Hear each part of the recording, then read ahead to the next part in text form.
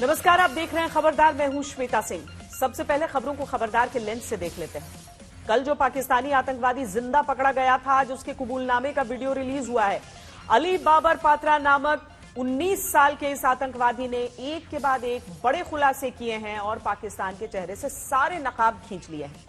आज आतंकवादी बाबर बोलेगा और आज तक पर सारे राज खोलेगा। यह आतंकवादी बताएगा कि कैसे पाकिस्तानी सेना और आईएसआई के जरिए इसे ट्रेनिंग मिली, किस तरह यह जिहाद के मकसद से आया और भारत की जमीन पर खून बहाना चाहता था और अब पाकिस्तान के युवाओं को यह जिहाद के रास्ते पर न चलने की नसीहत क्यों दे रहा है। आतंकवादी अली बाबर अपने कबूलनामे के वीडियो में जो बातें बोल रहा है, उन्हें अगर इमरान खान की बातों से मैच कराया जाए तो पाकिस्तान की कथनी और करनी का फर्क एकदम स्पष्ट हो जाएगा। इसीलिए यह काम भी हम खबरदार में करेंगे। आगे इस आतंकवादी के वीडियो की कॉपी FATF सहित आतंक के प्रसार पर नजर रखने वाली तमाम अंतर्राष्ट्रीय संस्थाओं के सामने जरूर जाएगी और इससे पाकिस्तान को आतंक की ग्रे लिस्ट से सीधे ब्लैक लिस्ट में डालने की बात आगे बढ़ेगी। LAC के पास उत्तराखंड का बाराहोती अब टकराव और तनाव का नया पॉइंट बन गया है। बातचीत से विवाद सुलझाने की बातें कहने वाले चीन के करीब 100 सैनिकों ने पिछले महीने भारतीय सीमा में घुसपैठ की कोशिश की थी। यह जानकारी अब सामने आई है। बाराहोती वही इलाका है जहां चीन ने 1962 की जंग से पहले भी घुसपैठ की थी। इस इलाके में विवाद की वजह से घुसपैठ की खबरें आती रहती हैं, लेकिन इस बार मामला गंभीर है। चीन ने LAC के पास निर्माण भी बढ़ाने के प्रयास किए हैं। तालिबान ने एक चिट्ठी भेजकर अफगानिस्तान और भारत के बीच कमर्शियल फ्लाइट्स शुरू करने की रिक्वेस्ट भेजी है। सुनने में यह भले ही छोटी सी बात लगे, लेकिन इसमें तालिबान की एक साइलेंट फ्रेंड रिक्वेस्ट है, जिससे वो भारत और दुनिया के तमाम दूसरे देशों से मान्यता लेना चाहता है। इस चिट्ठी वाले अनुरोध और तालिबान राज की हकीकत को एक साथ रखकर देखना होगा। और आज world health day heart day यानी कि विश्व हृदय दिवस पर आपके दिल को खबरदार करने वाला एक छोटा सा विश्लेषण करेंगे। भारत के अधिकतर लोग सोचते हैं कि हृदय रोग बुढ़ापे की बीमारी है, लेकिन कड़वा सच यह है कि पुरुषों में हार्ट अटैक के आधे मामले 50 वर्ष के से कम उम्र के होते हैं। हृदय रोग से कैसे बचना है, यह जानने के लिए महात्मा गांधी वाला फिटनेस फॉर्मूला आपको हम बताएंगे। लेकिन आज खबरदार में सबसे पहले हम पाकिस्तान में आतंकवादियों की फैक्ट्री के फाइनल प्रोडक्ट की ग्लोबल लॉन्च का विश्लेषण करेंगे। पाकिस्तान के बारे में अब दुनिया भर में यह आम राय कायम हो चुकी है कि पाकिस्तान आतंकवादियों की फैक्ट्री है। इस फैक्ट्री को चलाने के लिए कच्चे माल की सप्लाई का ठेका पाकिस्तानी सेना और ISI के पास है और यह कच्चा माल होता है पाकिस्तान के गरीब और बेरोजगार नौजवान, जिनका ब्रेन वॉश करके ISI आतंकवादी बना देती। 26 सितंबर को कश्मीर में एक ऐसे ही पाकिस्तानी आतंकवादी को सेना ने पकड़ा था, जिसे आज दुनिया के सामने पेश किया गया। अब जो हम आपको दिखाने वाले हैं वो सिर्फ एक आतंकवादी का कबूलनामा नहीं है, बल्कि पाकिस्तानी सेना और ISI के खिलाफ 100% सर्टिफाइड गवाही।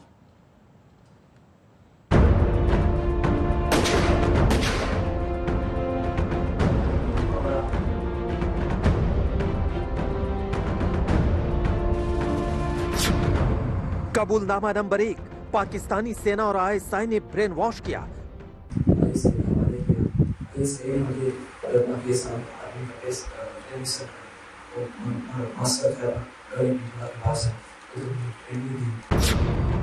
कबूलनामा नंबर 2, पाकिस्तानी सेना ने भारत में घुसपैठ करवाई।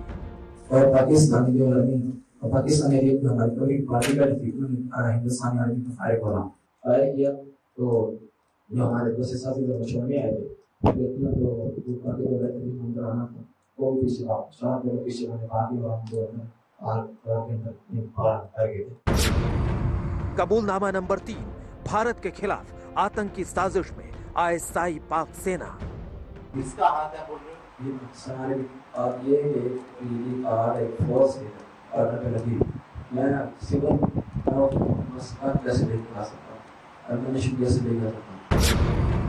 कबूलनामा नंबर 4, हमें पाकिस्तान ने हथियार दिए। तो हमने तो प्यार किया, हमने किया और लोग क्या करने के बाद हमें पाकिस्तान के लोग शेयर है पाकिस्तान। कबूलनामा नंबर 5, 13 सितंबर को घुसपैठ के ऑर्डर मिले थे। कौन सी तारीख को आपको बोला गया कि आपको इन्फिल्ट्रेट करना है? 13 को बताया गया। ये एक पाकिस्तानी आतंकवादी का कबूलनामा है जो पाकिस्तानी सेना और आईएसआई के खिलाफ गवाही दे रहा है। ना कोई गुप्त लोकेशन, ना ऑडियो वीडियो से छेड़छाड़ का कोई शक, सीधे सवाल, सीधे जवाब, बिल्कुल लाइव। अगर यह था कि कोई कार्रवाई नहीं करनी, अभी फील्ड में कर देना चाहिए। हमने ये बताया रहता है काम क्लास में अगर फायर को बताया नहीं ना, हम करके समझे फायर में आपने फील्ड में बहुत अच्छी था और कुछ था और मैंने कहना तो आपको बंदा रिसीव करेगा और रिसीव करने के बाद बहुत कुछ था आपको काम बता देगा आगे क्या करना। पत्रकारों से भरी प्रेस कॉन्फ्रेंस में पाकिस्तानी सेना और आईएसआई के भारत विरोधी रोल को डिकोड करने वाला यह शख्स ना तो कोई इंटेलिजेंस अफसर है और ना ही भारतीय सेना का कोई उच्चाधिकारी। नाम बाबर पात्रा, निवासी ओकारा, पाकिस्तान। लश्कर ए तैयबा के इस पाकिस्तानी आतंकवादी को भारतीय सेना ने उरी सेक्टर में घुसपैठ की कोशिश करते पकड़ा था। उसके पास से बहुत बड़ी मात्रा में हथियार बरामद किए।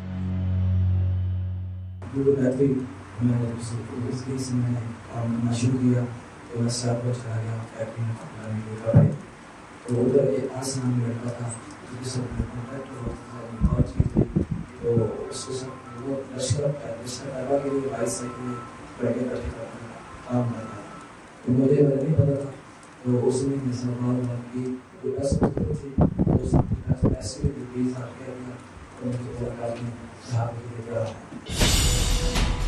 पाकिस्तान का आतंकवादी ऑन कैमरा पाकिस्तानी सेना और आईएसआई के टेरर मॉड्यूल को डिकोड कर रहा है।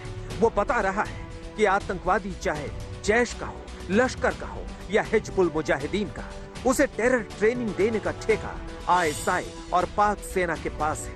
पाकिस्तानी आतंकवादी बाबर ने खुलासा किया कि जब वो 17 साल का था तब 2019 में वो आईएसआई और पाकिस्तानी सेना के चंगुल में फंसा।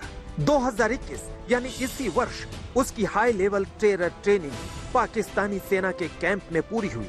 पीओके के मुजफ्फराबाद में उसे हथियार चलाने की ट्रेनिंग देने वाले पाकिस्तानी सेना के जवान थे।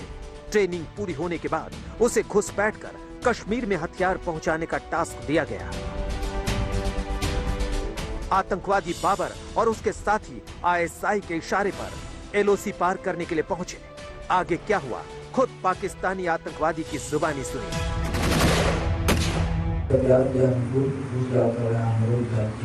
और हमें पाकिस्तान के लोग शेयर कर पाकिस्तान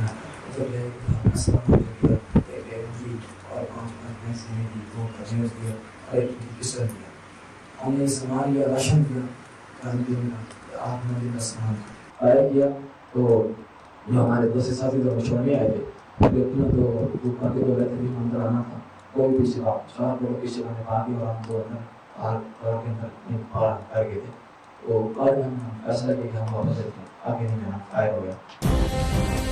पाकिस्तान के गरीब अनपढ़ नौजवानों का पाकिस्तानी सेना और आईएसआई जैसे घात लगाकर शिकार करती है। लश्कर आतंकी बाबर ने अपने पर्सनल एक्सपीरियंस से इसका खुलासा किया है।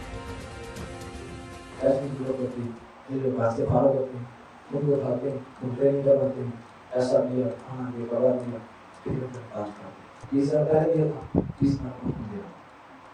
लड़के हो गए थे वो ने मैंने मुझे सेलेक्ट किया ना आप ट्रेनिंग कैंप में वहां और सब से छोटा नहीं। कौन सी तारीख को आपको बोला गया कि आपको इन्फिल्ट्रेट करना है? 13 को बताया गया। आईएसआई और पाकिस्तानी सेना के ऑर्डर पर यह लश्कर आतंकी बाबर कश्मीर में घुस तो गया लेकिन भारतीय सेना की नजर से बच नहीं पाया। 18 सितंबर को एलओसी पर बाबर समेत 6 आतंकवादियों ने घुसपैठ की कोशिश की। भारतीय सेना ने घुसपैठ को रोकने के लिए क्रॉस फायरिंग शुरू कर दी। फायरिंग से डरकर 4 आतंकवादी वापस पाकिस्तान भाग गए। बाबर और उसका एक साथी भारत में घुसने में कामयाब हो गए। 25 सितंबर तक बाबर और उसका साथी एक नाले में छिप कर रहे। 26 सितंबर को सेना की सर्च पार्टी ने एक आतंकी को ढेर कर दिया लेकिन इस आतंकवादी ने सरेंडर कर दिया। हम जब वापस निकले देखा तो हिंदुस्तान आर्मी ने ढाबे को घेरा और सील कर लिया। सील करने के बाद उन्होंने ऐलान किया जो खड़ा था उन्होंने ऐलान किया क्लब करा के आपको हमारे बारे में कुछ नहीं में एक जो मेरे साथ अनस भाई था वो पुराना बंदा था उसने फायर कर दिया हिंदुस्तानी आर्मी के जवान को फायर किया, फायर मारा उसने। फिर दूसरी बार में हिंदुस्तानी आर्मी फायर बोला, उसने 7 लोग आदमी था उसको तो मार गिराया। और मैंने जब देखी उसकी डेड बॉडी, वो मेरे से बर्दाश्त नहीं हुआ, मैंने उसके सरेंडर करने का ऐलान कर दिया। मैंने जब ऐलान किया तो हिंदुस्तानी आर्मी ने सरेंडर किया। सरेंडर करने के बाद मुझे ऐसा पीटा, उसने मारा पीटा नहीं, भाई की तरह बेटों की तरह रखा, सरेंडर किया, मुझे समझ दिया। इस आतंकवादी के कबूलनामे से एक बार फिर साबित हो चुका है कि पाकिस्तान को आतंकवाद की फैक्ट्री यूं ही नहीं कहा जाता है। दिल्ली से मंजीत नेगी के साथ आज तक ब्यूरो। वैसे ये पहली बार नहीं है किसी पाकिस्तानी आतंकवादी को जिंदा पकड़ा गया। अजमल कसाब को कौन भूल सकता है, लेकिन ऐसा पहली बार हुआ कि किसी पाकिस्तानी आतंकवादी ने लाइव प्रेस कॉन्फ्रेंस में पाकिस्तानी सेना और आईएसआई के टेरर बिजनेस मॉडल को इस तरह बेनकाब किया। और टाइमिंग देखिए कि अभी पिछले हफ्ते ही इमरान खान यूएनजीए में पाकिस्तान को आतंकवाद से पीड़ित देश बता रहे थे, लेकिन एक पाकिस्तानी आतंकी के कबूलनामे ने इमरान खान को आईना दिखा दिया। The current situation in Afghanistan, for some reason, Pakistan has been blamed for the turn of events by politicians in the United States and some politicians in Europe. From this platform, I want them all to know the country that suffered the most, apart from Afghanistan, was Pakistan when we joined the US war on terror after 9/11. हाथ कंगन को RC क्या, पढ़े लिखे को फारसी क्या, इमरान खान के झूठ की पोल तो खुद मेड इन पाकिस्तान आतंकवादी खोल रहा है।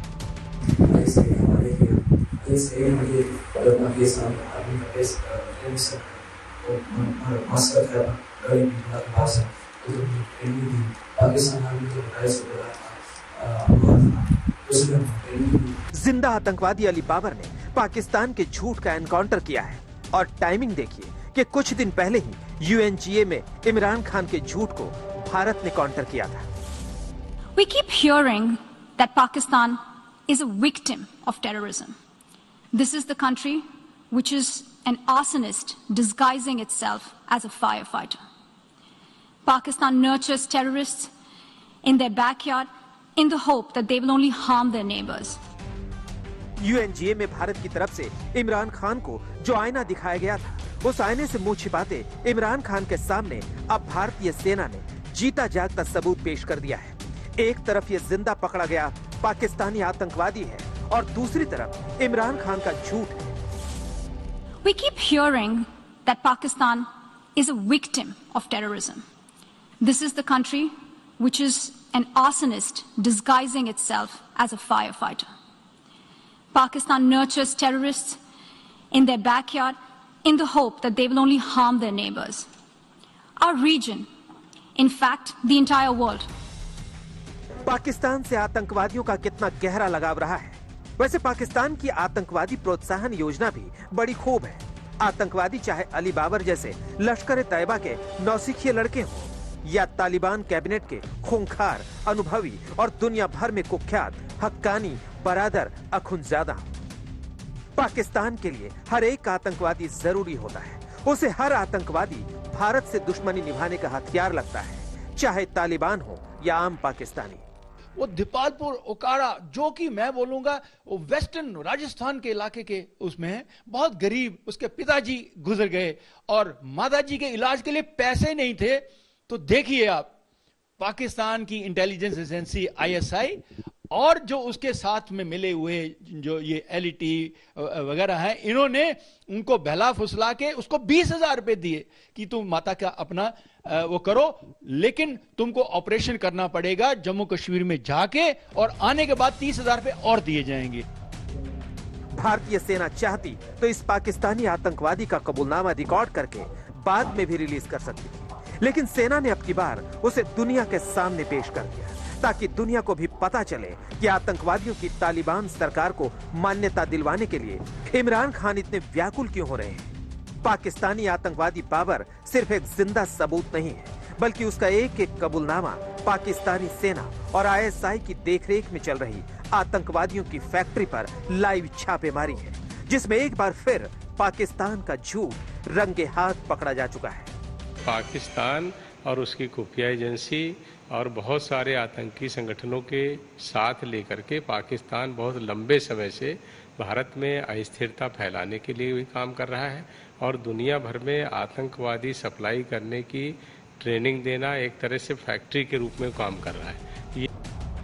लश्कर का पाकिस्तानी आतंकवादी अली बाबर कोई पहला आतंकवादी नहीं है जिसे भारतीय सेना ने जिंदा पकड़ा है, लेकिन ऐसा पहली बार हुआ है कि किसी पाकिस्तानी आतंकवादी को मीडिया के सामने पेश किया गया है, वो भी लाइव। दिल्ली से जितेंद्र बहादुर सिंह और मंजीत नेगी के साथ आज तक ब्यूरो।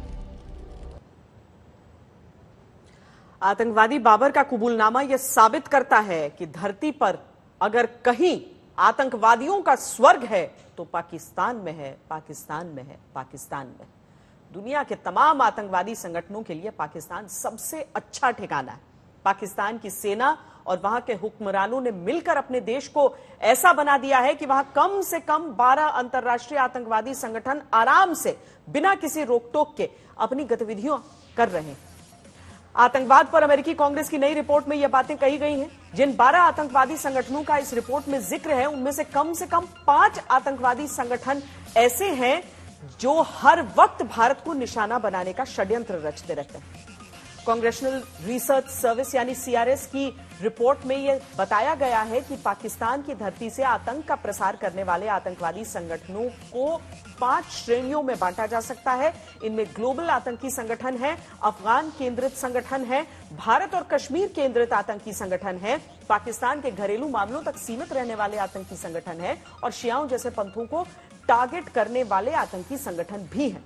इन 12 संगठनों में लश्कर-ए-तैयबा, जैश-ए-मोहम्मद, हरकत-उल-जिहाद इस्लामी और हिजबुल मुजाहिदीन का भी नाम है। इसके अलावा Al Qaeda, in the Indian subcontinent, Islamic State Khorasan, Haqqani network, Tehrik e Taliban Pakistan, Balochistan Liberation Army, Jundallah Sipah e Sahaba Pakistan और लश्कर-ए-झांगवी का नाम रिपोर्ट में शामिल है। सीआरएस की रिपोर्ट में कहा गया है कि पाकिस्तान ने अफगानिस्तान के साथ साथ भारत को निशाना बनाने वाले संगठनों को खास तौर पर अपनी जमीन के इस्तेमाल की इजाजत दी हुई है और जब अंतर्राष्ट्रीय दबाव पड़ता है तो पाकिस्तान की सत्ता छोटी मोटी कागजी कार्रवाई करके आतंकियों की रक्षा करती है। एलएसी पर चीन की घुसपैठिये वाली हरकतें बंद नहीं हो रही। पूर्वी लद्दाख में तनाव के बीच चीन ने उत्तराखंड के बाराहोती में नया मोर्चा खोलने की कोशिश की है। चमोली में पड़ने वाले बाराहोती में अगस्त में चीनी सैनिकों की घुसपैठ की रिपोर्ट आई है। हालांकि चीनी सैनिक कुछ घंटों बाद बाराहोती से वापस लौट गए थे, लेकिन इससे इस संवेदनशील इलाके में चीनी साजिश का अंदेशा बढ़ गया है। बाराहोती वो जगह है जहां 1954 में भी चीन ने भारतीय इलाके में पहली बार घुसपैठ करने की कोशिश की थी। बाराहोती की घुसपैठ के बाद बनी परिस्थितियां 1962 के भारत चीन युद्ध की नौबत तक पहुंचे। 1962 और 2021 की परिस्थितियों में यूं तो बहुत फर्क है, लेकिन भारत के खिलाफ एलएसी के हर पॉइंट पर तनाव बनाने और तनाव फैलाने की चीन की कोशिशें साफ साफ नजर आ रही हैं।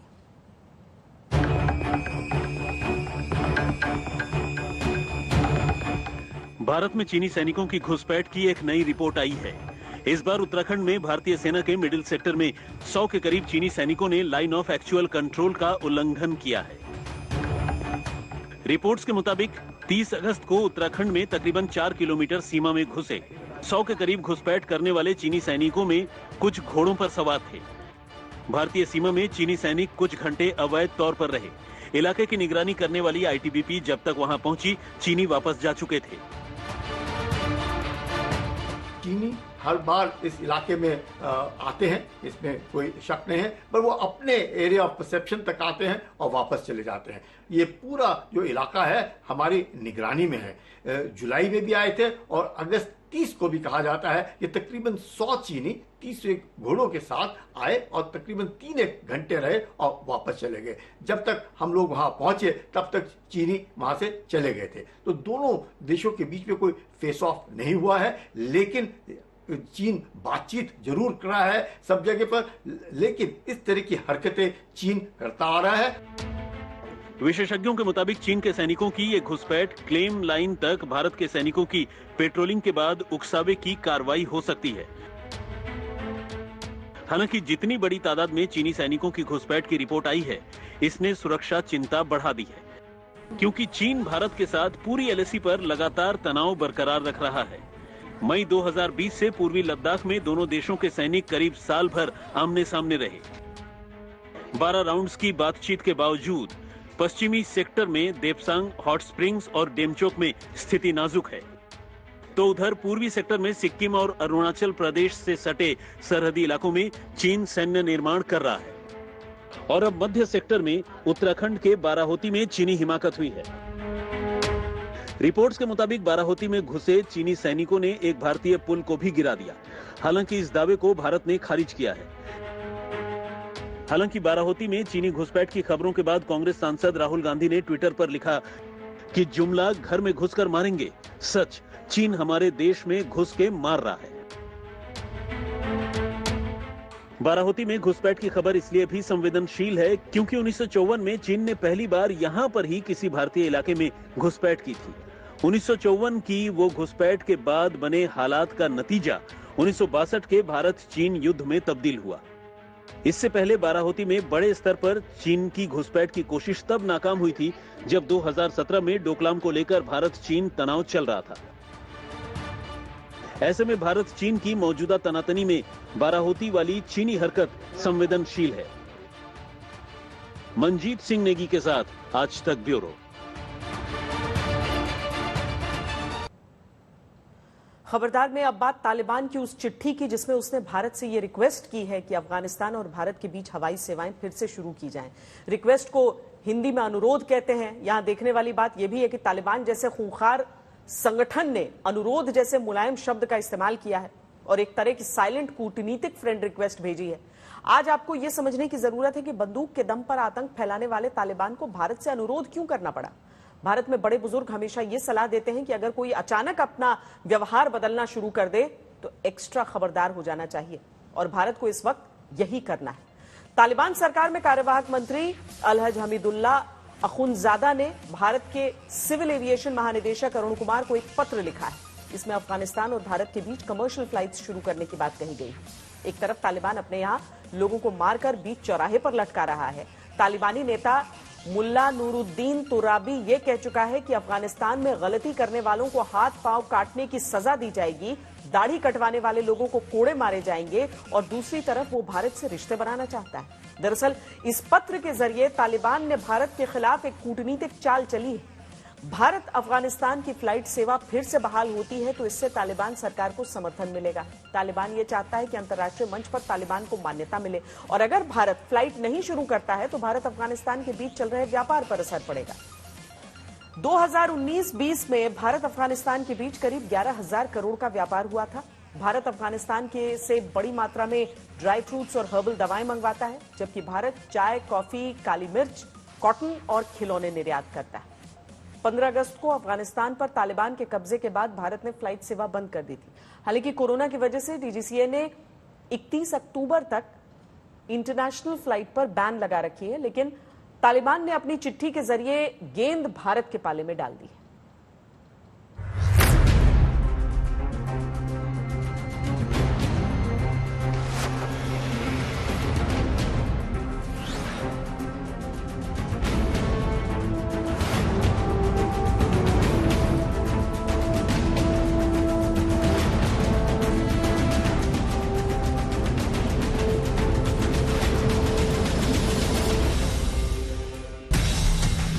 अफगानिस्तान से चिट्ठी आई है। चिट्ठी तालिबान ने भेजी है। चिट्ठी में अनुरोध किया गया है कि भारत अफगानिस्तान के बीच फ्लाइट फिर से शुरू कर दे। कॉन्फिडेंस तो देखिए, जिस तालिबान से कोई हाथ नहीं मिलाना चाहता वो भारत के गले पड़ने की बात कर रहा है। बेशर्मी देखिए, जिस तालिबान को यूएन अपने यहाँ खड़े होने के लिए भी मना कर चुका है वो भारत से रिश्ते बनाना चाहता है। सबसे पहले आप तालिबान के कार्यवाहक civil aviation minister Alhaj Hamidullah Akhundzada की चिट्ठी के शब्दों पर गौर फरमाइए ताकि शब्दों के बीच फंसी कूटनीति की चाल को समझा जा सके। आप जानते ही हैं कि अमेरिकी सैनिकों ने अपनी वापसी से पहले काबुल इंटरनेशनल एयरपोर्ट को नुकसान पहुंचाया और उसे कामकाज के लायक नहीं छोड़ा। हालांकि कतर के भाइयों की तकनीकी मदद से ये एयरपोर्ट एक बार फिर से संचालन के लायक हो गया और इस संबंध में 6 सितंबर को सभी देशों को जानकारी दी गई है। 7 सितंबर को भारत को लिखे खत में अखुंदजादा ने कहा है कि भारत को अब अफगानिस्तान के लिए अपनी कमर्शियल फ्लाइट्स शुरू करनी चाहिए। आगे अखुंदजादा ने लिखा है कि इस लेटर को लिखने का मकसद ये है कि दोनों देशों के बीच कमर्शियल फ्लाइट्स का संचालन शुरू किया जाए। दोनों देशों के बीच MOU भी है जिस पर काम जारी रहना चाहिए। हमारी राष्ट्रीय एयरलाइंस अरियाना अफगान एयरलाइंस और कैम एयर भारत के लिए अपनी फ्लाइट्स को शुरू करने के लिए तैयार हैं। लेकिन हम आपसे भी अपील करते हैं कि अफगानिस्तान के लिए हवाई सेवाएं शुरू की जाएं। आप अगर देखेंगे अफगानिस्तान के लोग चाहे एजुकेशन हो या हेल्थ हो, चाहे पश्तून जो 32 लाख सेटल है इंडिया में, या चाहे कोई भी काम हो, सबसे पहले वो हिंदुस्तान की तरह देखते हैं। ज्यादातर लोग मेडिकल ट्रीटमेंट के लिए हिंदुस्तान आते हैं क्योंकि यहाँ पे सस्ता और सबसे latest state of the art technology available है और मेडिकल प्रोफेशनल भी बहुत टॉप क्लास स्टैंडर्ड के हैं। आज अफगानिस्तान के पास ये जो रास्ता पहले खुला था नहीं है, इसलिए ये जल्द से जल्दी इसको शुरू करना चाहते हैं। तालिबान ये बात भूल गया कि उसने चिट्ठी में जिस MOU की बात कही वो अफगानिस्तान की चुनी हुई संवैधानिक सरकार से था, न कि बंदूक के दम पर जबरदस्ती कब्जा करने वाली सरकार से। कोशिश कर रहे हैं कि हिंदुस्तान के साथ इंटरनेशनल फ्लाइट हो विस्तार हो जाएगी। देखने हिंदुस्तान के लिए देखने की बात है और दिक्कत की बात है कि क्यों वही तालिबान जो उसका सब इख्तियार ISI के पास है, वो क्यों चाहता है कि इंडिया के साथ इंटरनेशनल फ्लाइट स्टार्ट हो जाएगी। वो तालिबान का कुछ बुरा नियत है हिंदुस्तान के लिए, वो चाहता है कि हिंदुस्तान के लिए कुछ परेशानी का प्लानिंग किया होता वो करता है। ये फ्लाइट जब स्टार्ट हो जाएगी तो मैं सोचा कि इंडिया के सिक्योरिटी के लिए अभी ठीक नहीं है। सत्ता में आने के बाद तालिबान दुनिया से कह रहा है फिर वही दौर लाया हूँ, वही क्रूर सजाएं, वही दहशत, वही कट्टरता, बंदूक तंत्र के नए पैकेट में। कुछ दिन पहले हेरात से आई ये तस्वीर देखिए जिसमें तालिबान ने 4 लोगों को मारकर लाश को बीच चौराहे पर लटका दिया था। इसके बावजूद न तालिबान को कोई शर्म लिहाज है और न ही उसके मददगार पाकिस्तान को। इमरान खान के लिए तालिबान बहुत शरीफ है। What have the Taliban promised? They will respect human rights. They will have an inclusive government. They will not allow this soil to be used by terrorists. And they have given amnesty. Now, if the world community incentivizes them, encourages them to walk this talk, it will be a win-win situation for everyone.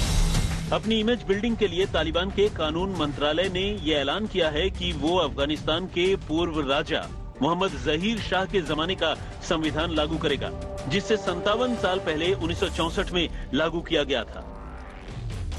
ये वो दौर था जब अफगानिस्तान के इतिहास में golden time यानी स्वर्णिम दौर के रूप में याद किया जाता है।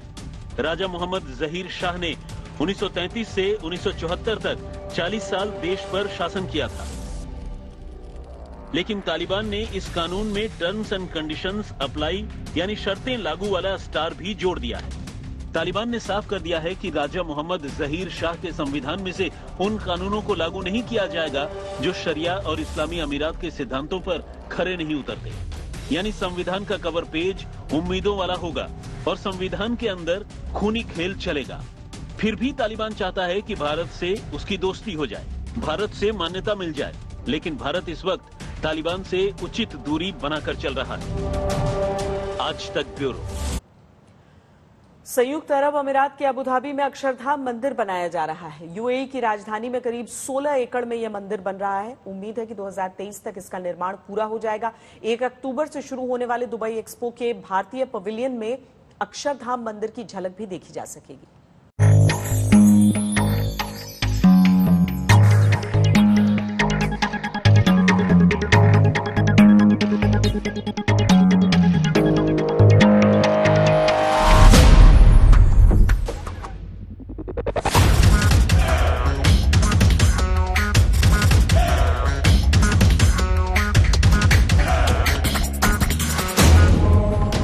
दुनिया के सबसे बड़े मंदिर के तौर पर ख्याति हासिल कर चुके अक्षरधाम मंदिर को अब जल्द ही यूएई की धरती पर भी देखा जा सकेगा।